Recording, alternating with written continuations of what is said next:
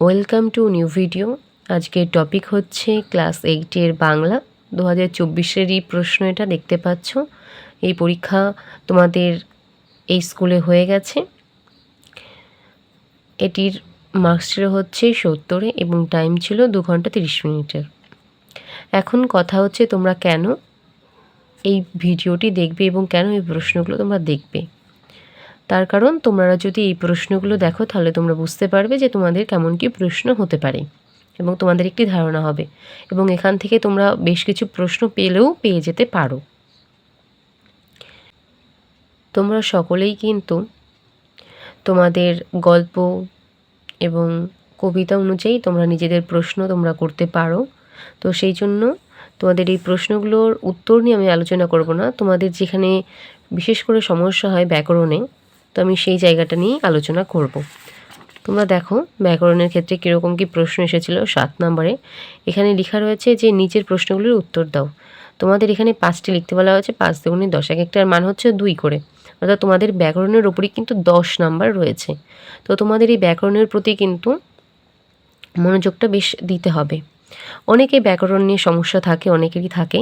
তো সেই জন্য তোমাদের সুবিধার জন্য আমি ব্যাকরণটার উপরই বিশেষ করে আজকের ভিডিওটা করেছি।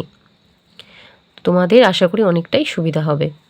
দেখো প্রথম প্রশ্ন কি বলেছে, ক্রিয়ার কালকে কয় ভাগে ভাগ করা যায় ও কি কি?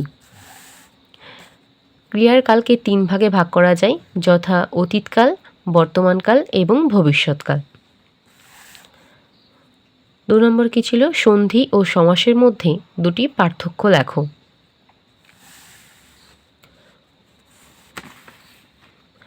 সন্ধি এবং সমাস পাশাপাশি দুটি বর্ণ বা ধ্বনির মিলনকে সন্ধি বলে, আর সমাস হচ্ছে পরস্পর অর্থ সঙ্গতিপূর্ণ 2 বা ততোধিক পদকে এক পদে পরিণত করাকে সমাস বলে।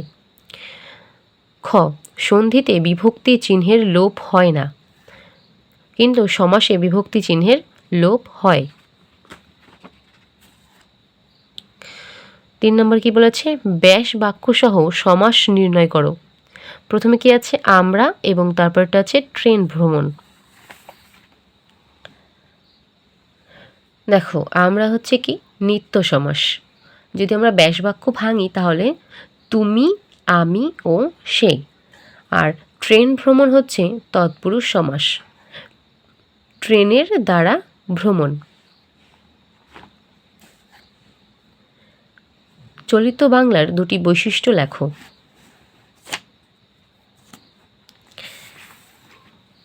ক, ক্রিয়াপদের রূপ সংক্ষিপ্ত, যেমন করেছি, গিয়েছি। খ, তদ্ভব দেশি বিদেশি শব্দের ব্যবহার বেশি। বাংলা ব্যাকরণ অনুযায়ী সমাস কয় প্রকার? এবং এখানে আরও একটি প্রশ্ন সাথে যুক্ত করেছে, পূর্ণচন্দ্র কোন সমাসের উদাহরণ? বাংলা ব্যাকরণ অনুযায়ী সমাস হচ্ছে 6 প্রকার, যথা দ্বন্দ্ব সমাস, দ্বিগু সমাস, কর্মধারয় সমাস, তৎপুরুষ, বহুব্রীহি ও অব্যয়ীভাব সমাস। পূর্ণচন্দ্র হচ্ছে কর্মধারায় সমাস। আশা করি তোমাদের অনেকটা ব্যাকরণ নিয়ে উপকার হয়েছে। এই ভিডিওটির মাধ্যমে তোমাদের এইটুকুই তুলে ধরলাম। তোমাদের যদি আরও প্রয়োজন হয় আমি এই প্রশ্নের সমস্ত উত্তর নিয়ে আলোচনা করব।